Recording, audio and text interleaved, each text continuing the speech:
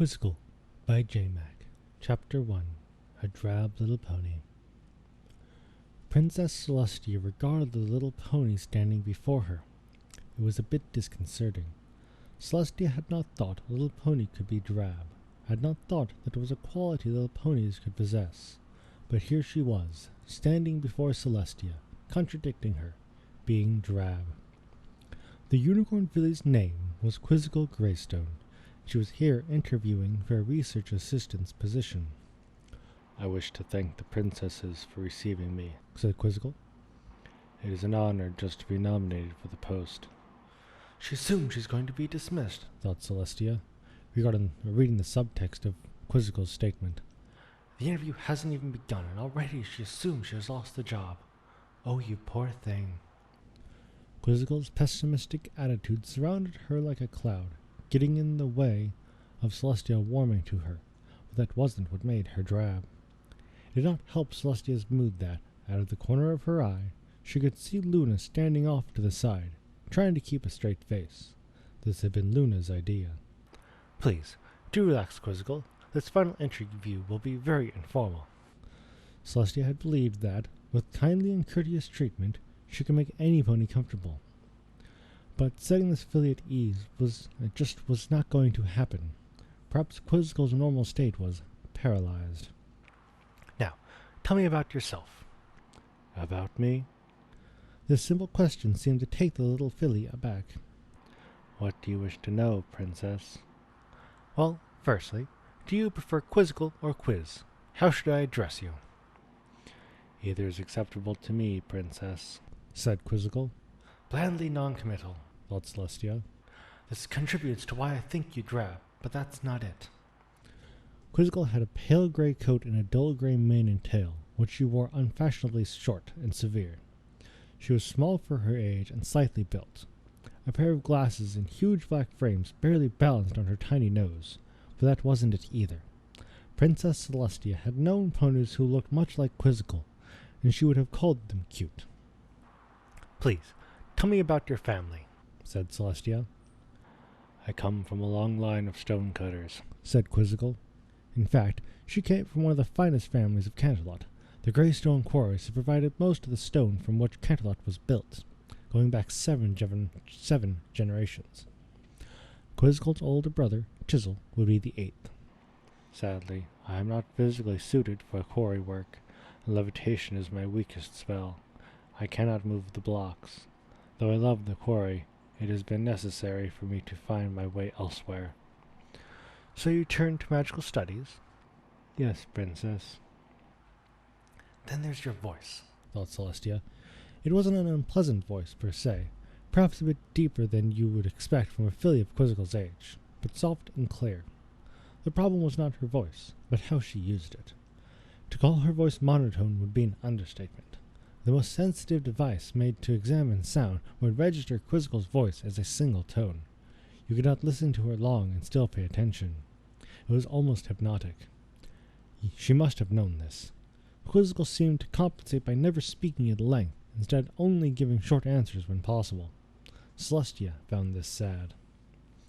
But even this was not what made Quizzical drab.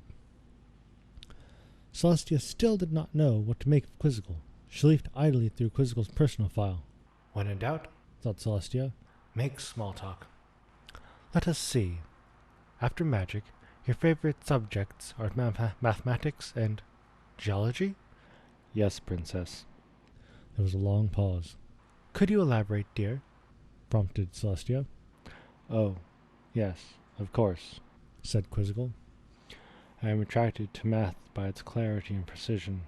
When everything is done properly, the answers are the answers. It is actually quite delightful. Some ponies should have advised you, thought Celestia, that when you use words such as delightful, you should try to sound as if you are delighted. And geology? Oh, that is just exhilarating, said Quizzical, in no way expressing exhilaration. You can see the ages in the strata, the time it took to create the layers, the forces at work that made the stone. It is all very exciting. She stopped and hung her head. Few, if any, ponies seem to share my enthusiasm. My classmates have summed it up quite succinctly, actually. As they put it, I like numbers and rocks. Well, yes, said Celestia. It says here that you were president of the geology club. The School of Magic has a geology club? Thought Celestia. Oh, dear, does it say that? Said Quizzical. I am sorry, Princess, but I thought that references to clubs with only one member would be deleted. And Celestia finally knew what it was that made Quizzical seem drab. Everything. With love and care, we can fix anything, thought Celestia. But how do we fix everything? But that really wasn't it either. Celestia was certain everything couldn't possibly be wrong with the poor filly. But she was sure that Quizzical believed it, and that was what made her drab. Please, excuse me a moment, Quizzical, said Celestia. Do relax or have some refreshments. I need to confer with my sister for a moment. Celestia led Luna off to the side of the grand throne room, out of Quizzical's hearing. Luna had spent the entire interview watching, barely suppressing laughter. This irritated Celestia to no end, made worse by the fact that Luna had arranged this interview. You told me that you had the perfect candidate, Luna, grumbled Celestia. And I am good for my word, Luna replied. Only in private conversation with her sister did Luna ever use modern pronouns. At any other time, she used the archaic royal we. Sister, I read Twilight Sparkle's letter just as you did. She complained that she thought she was growing jaded, that she was too close to the research. Twilight requested a research assistant to apply fresh eyes to the study. Well, as far as friendship goes, you will not find a fresher pair of eyes in all Equestria than our little Quizzical. Explain yourself, Lulu, demanded Celestia, though she knew already where this was going. Tia, the filly has no friends. She has never had any, said Luna, frankly. She is blessed with none of the skills necessary to win friends. She makes Twilight, as she was when he first entered Ponyville, seem like a social butterfly. Quizzical even makes me look like the life of the party. And do you think we are doing Quizzical a favor throwing her into the deep end? It worked once before, said Luna, warily. She is half Twilight's age. Quiz is very precocious. Celestia frowned. None of this convinces me that she is the right pony for us. We have nothing to lose, insisted Luna. If Quiz succeeds, we all win. If Twilight is dissatisfied with her, well, we will no doubt learn a valuable lesson from Quiz's failure. You are still not convincing me, Luna. Sister, please, pleaded Luna. I am her mentor, and I will be responsible for her. Quiz will be no trouble at all. She will report to me, and if it ends badly, I will be the one who will go to Ponyville to bring poor Quizzical home. Please, trust my judgment. I just need to know one thing, said Celestia. She went back to where Quiz was waiting. The filly had not moved an inch. One final question, Quizzical dear, she said. Please tell me, why do you want this job? Quiz paused to consider her words carefully.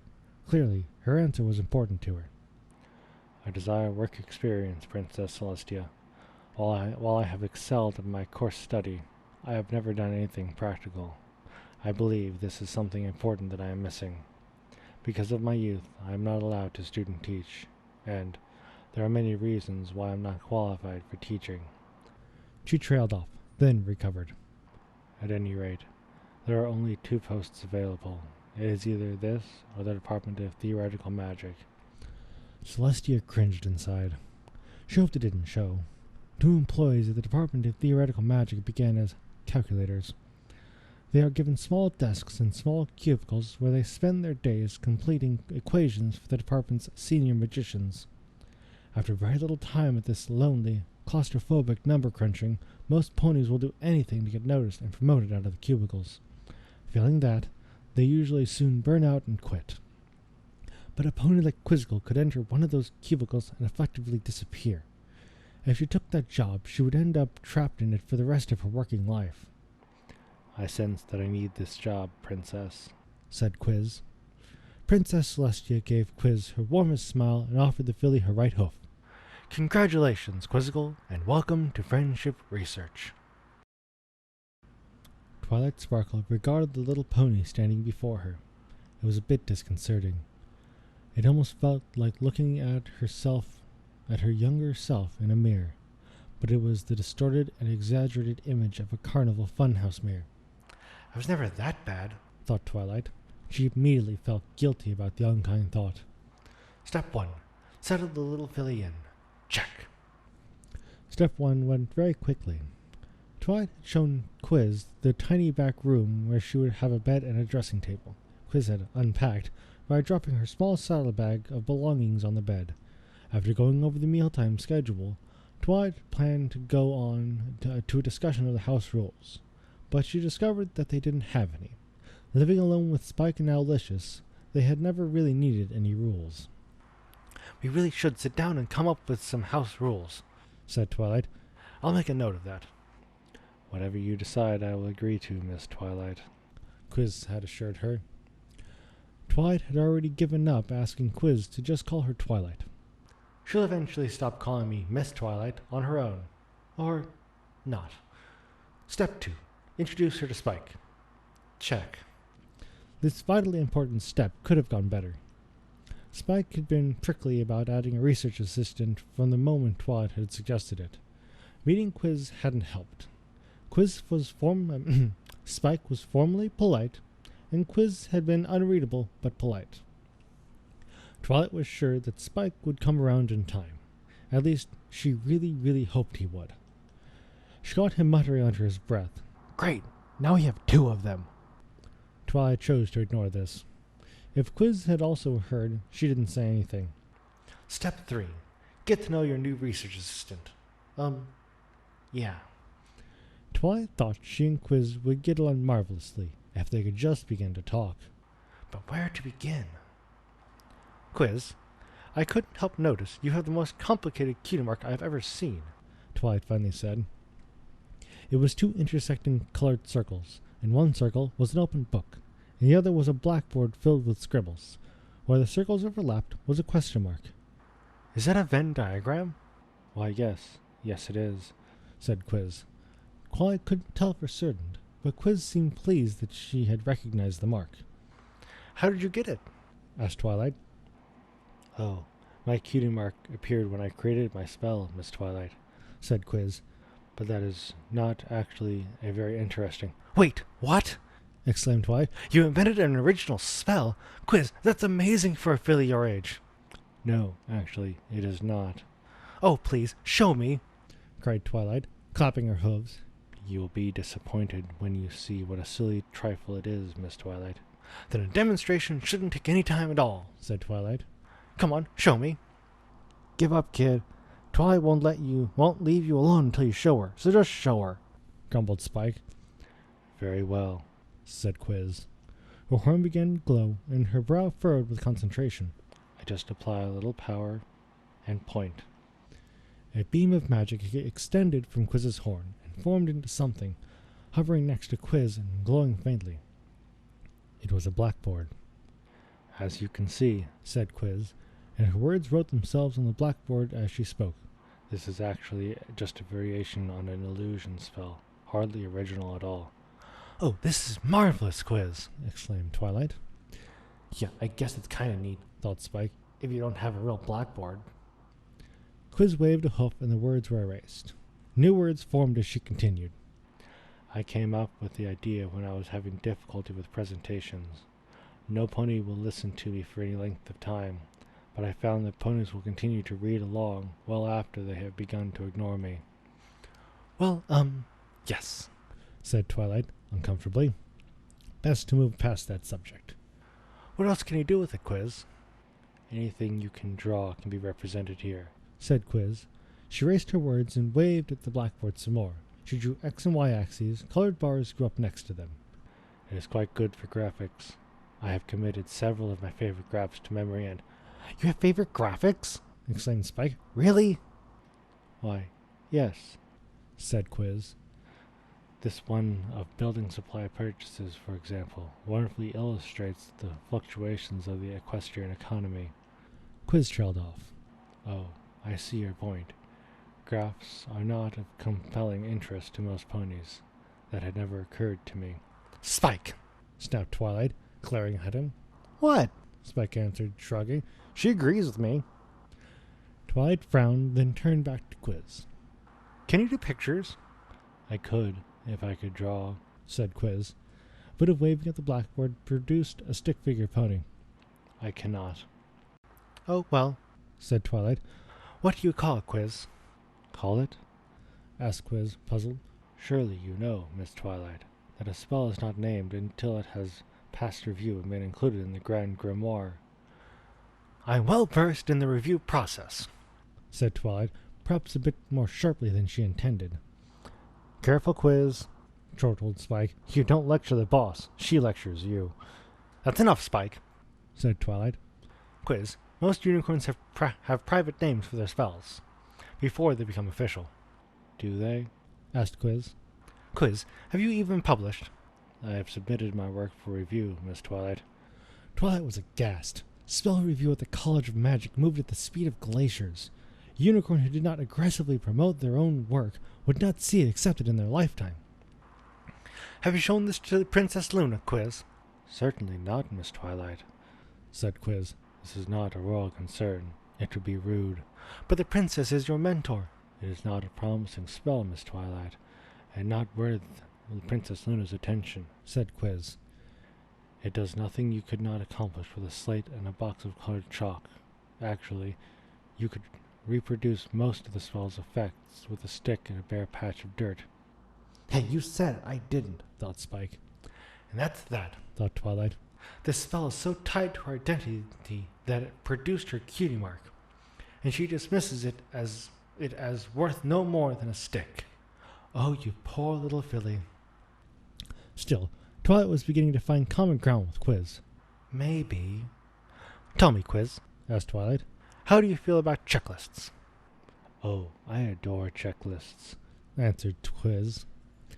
How could any pony with an organized mind not love them? Behind her, Twilight heard a soft slap sound that she was sure was Spike palming his face. Twilight ignored him. Quiz, you and I are going to get along just splendidly. Check. Charlie regarded the little pony standing before her. It was a bit disconcerting. She had Quizzical's file open on her desk, and Charlie had never read such an extraordinary document. Well, Quiz, I must say I have never had such a gifted student as you, said Shirley. You have already taken and excelled at every course in my curriculum. I can't help but wonder if you would be better off in some independent study. Oh, please, no, Miss Shirley, protested Quiz. School is at the center of a young pony's social life.